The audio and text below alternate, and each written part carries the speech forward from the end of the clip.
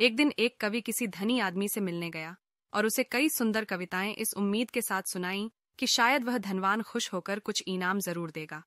लेकिन वह धनवान भी महाकंजूस था। बोला, तुम्हारी कविताएं सुनकर दिल खुश हो गया। तुम कल फिर आना, मैं तुम्हें खुश कर दूंगा। कल शायद अच्छा इनाम मिलेगा। ऐसी कल्पना करता हुआ वह कवि घर पहुंचा और सो गया। अगले दिन वह फिर उस धनवान की हवेली में जा पहुंचा। धनवान बोला, सुनो कवि महाशय, जैसे तुमने मुझे अपनी कविताएं सुनाकर खुश किया था, उसी तरह मैं भी तुमको बुलाकर खुश हूं। तुमने मुझे कल कुछ भी नहीं दिया, इसलिए मैं भी कुछ नहीं दे रहा। हिसाब बराबर हो गया। कवि बेहद निराश हो गया। उसने अपनी आप बीती एक मित्र को कह सुनाई और उस मित्र ने बीरबल को बता दिया। सुनकर बीरबल बोला, अब जैसा मैं कहता हूं वैसा करो। तुम उस धनवान से मित्रता करके उसे खाने पर अपने घर बुलाओ। हाँ, अपने कवि मित्र को भी बुलाना मत भूलना। मैं तो खैर वहां मौजूद रहूंगा ही।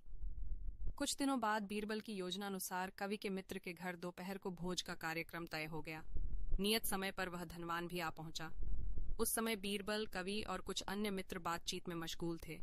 समय गुजरता जा रहा था, लेकिन खाने पीने का कहीं कोई नामो निशान न था। वे लोग पहले की तरह बातचीत में व्यस्त थे। धनवान की बेचैनी बढ़ती जा रही थी। जब उससे रहा न गया तो बोल ही पड़ा, भोजन का समय तो कब का हो चुका, क्या हम यहाँ खाने पर नहीं आए हैं? खाना? कैसा खाना? बीरबल ने पूछा। धनवान को अब गुस्सा आ गया। क्या मतलब है तुम्हारा? क्या तुमने मुझे यहाँ खाने पर नहीं बुलाया है? खाने का कोई निमंत्रण नहीं था। यह तो आपको खुश करने के लिए खाने पर आने को कहा गया था, जवाब बीरबल ने दिया।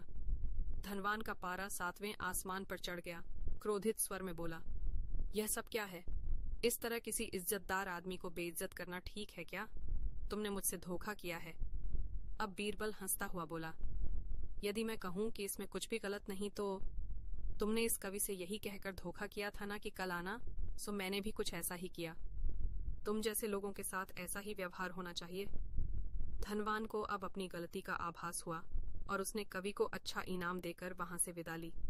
वहां मौजूद सभी बीरबल को प्रशंसा भरी नजरों से देखने लगे। Thanks you.